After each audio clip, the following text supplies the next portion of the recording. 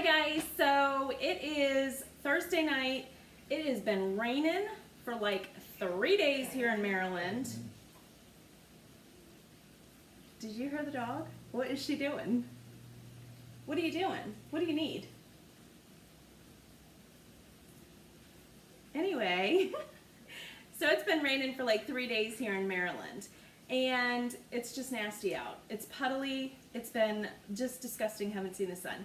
So anyway, if the lighting's off at all during this video, that's why. So it is about 5:15. I'm gonna get ready to do dinner. Look, I have a big wet spot on me. Isn't that adorable? Chaotic mom, here we are. I was just doing the dishes, that's why. So anyway, we were getting ready. I was getting ready to start dinner, and I thought, well, you know what? I'll just let you guys follow me around and do dinner. So tonight we're doing a meatloaf, which you know, well, maybe you don't know. See, I just assume you guys know everything. You don't. We don't eat red meat, and it's not like a religious thing. It's like a sick thing. So our youngest, Hannah, got diagnosed with food allergies. And one of the things that she supposedly came up allergic to was red meat, pork, and then a plethora of other things. But red meat and pork were in there. So this was about 6 years ago. So we started not feeding her red meat or pork. Well, we were still doing like steak and pork loins and stuff. And my husband always has had tummy trouble with hamburgers and steak, but he just loved it so much that he continued eating it. Well, then I started getting sick from steak and red meat. And come to find out, I needed my gallbladder taken out, which got taken out. But I never went back to red meat because you know that once you bring up something, you don't tend to want to eat it ever again. So that's what happened to me. I brought up steak one night and it just was no fun. So I've just never eaten it. So my husband stopped eating it also, and come to find out, his tummy problems went away. So that's the story of us not eating red meat. So we eat chicken and turkey. Just recently, William went through this thing where he didn't want to eat turkey. He thought it tasted gross, but whatever. I like tricked him and bought ground turkey one time and just used it in a recipe. He had no idea, and it tasted fine. So we just recently started being able to buy like turkey burgers again and things like that. Otherwise, it was just grilled chicken breasts and chicken burgers. And so when I say I'm making a meal like lasagna or meatloaf or spaghetti and meatballs, it is meat, it's just not red meat. So I'm going to be making meatloaf tonight, and I thought I'd let you guys follow me, see how I, put everything together, how I cook it.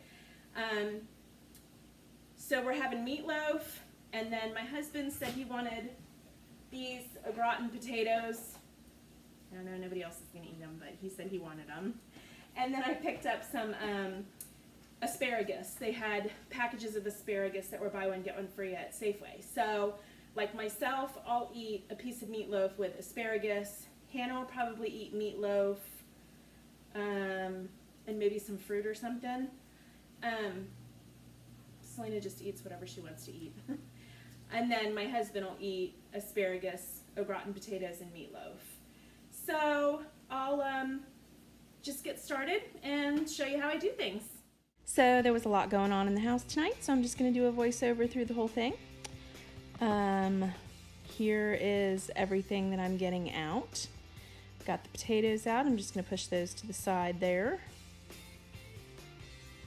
Got my eggs. We always use the Nellie's free-range eggs. I think they taste better than regular eggs. Ketchup, because that's what my mom used to put in her meatloaf. We use these Ian's Panko gluten-free breadcrumbs. Some soy sauce, some hot sauce, and I'm going to go grab the garlic, and we also use a little bit of vinegar. Now, let me tell you the story about this.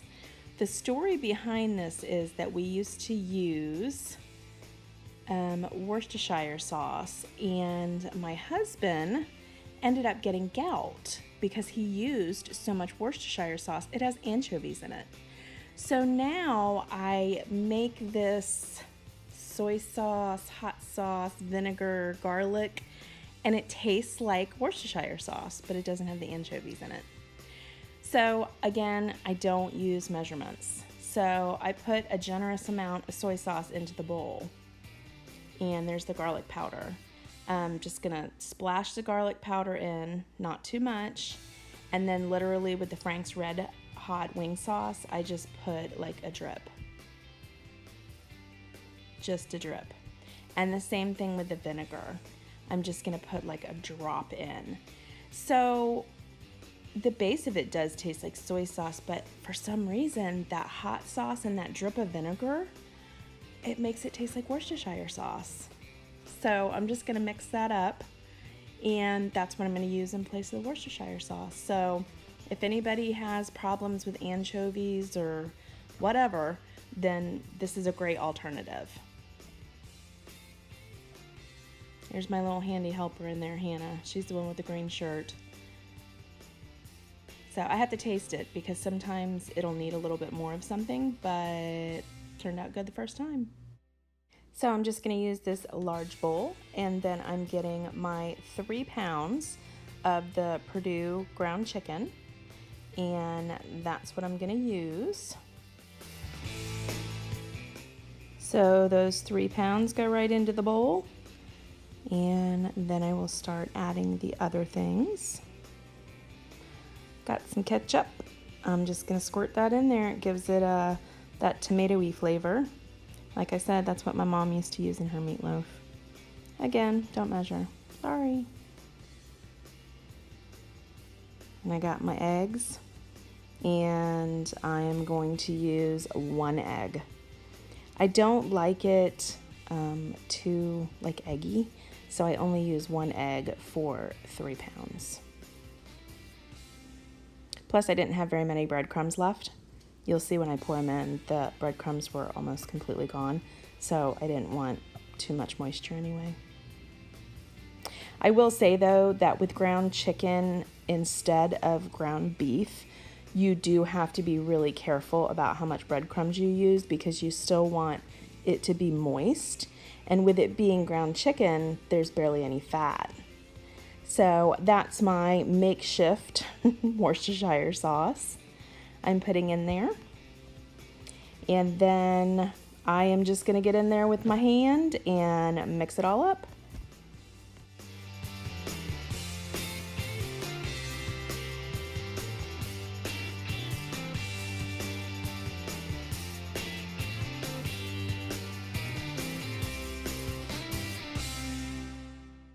So that's what I'm trying to show you right here, is that you still want it kind of wet and moist because this is not beef. It doesn't have fat in it. So you're going to want it to still be a little bit wet when you put it in the pan, and that way it'll be moist when it comes out instead of being really dried out because of the lack of fat in it. So here I am. I'm going to use some coconut oil spray to spray the pan because don't want it to stick. And then I'm just gonna take all that and put it into the pan and form it into a meatloaf.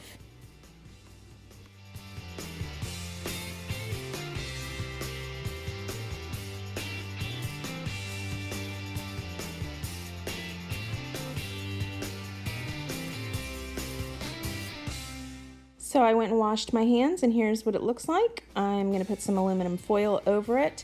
I do take the aluminum foil off for about 20 minutes at the end because I add ketchup on the top to get it melted on top there. But for the majority of the time it's in the oven, it is covered with covered with aluminum foil so it can bake inside. I put it into a 450-degree oven. Usually I don't go that high, but the potatoes needed 450, so that's why I did 450. And I think I put it in there for about an hour. So next up are these au gratin potatoes that I'm going to put in this pan. I'm reading the directions, and it says like you're supposed to boil water and milk and butter, and yeah, I'm not doing all that. So what I end up doing is just getting out a big mixing bowl, and our water from our tap gets very, very hot because we have our hot water heater turned up. And so I just used the hot water and put the milk and the butter in there like that. So it worked. So for the milk, I use almond milk. We're also pretty dairy free too. Like every once in a while I'll buy a gallon of milk for Selena. She'll have some cereal or something with regular milk. But other than that, we're dairy free. So I use almond milk, and then I'm getting out the butter right now. We use, I think it's Earth Balance. I'll show you in a second.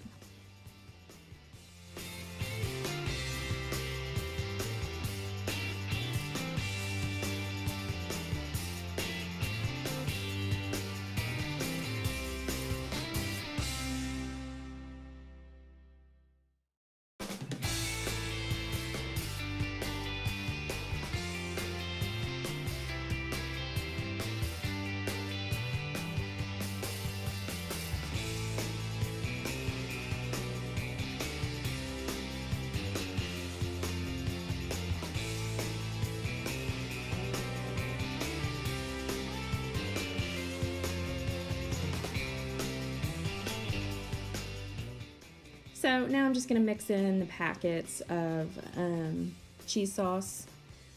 So when I said we're dairy free, obviously we're not completely dairy free because I'm adding like powdered cheese to these potatoes. What I'm saying is that we don't usually have like real butter, real milk, things like that. So that's what I mean when I say like we're dairy free, meaning we buy dairy free products unless it's, you know, a recipe that I'm making that calls for cheese. So, and we don't make these all the time. Like I said, usually we'll only have like a vegetable and a meat.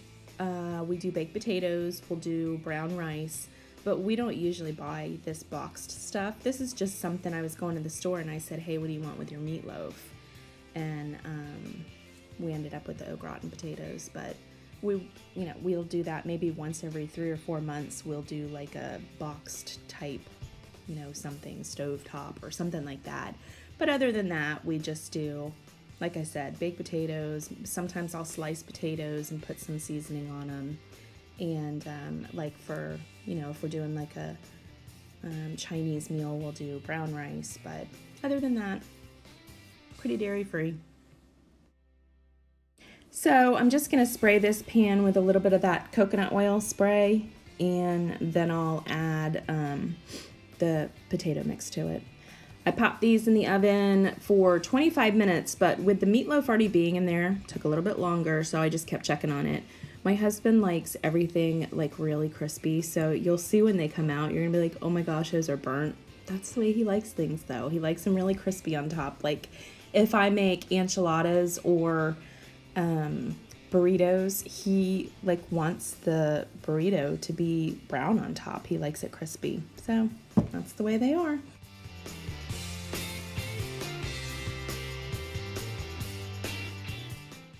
So I just ended up with the asparagus in the fry pan with some coconut oil and some of this Rowdy Kitty rub that I got from Whole Foods. Hannah ended up with meatloaf and cucumbers, and the meal was done. All right, I hope you choose to make this for your family, and I'll see you next video.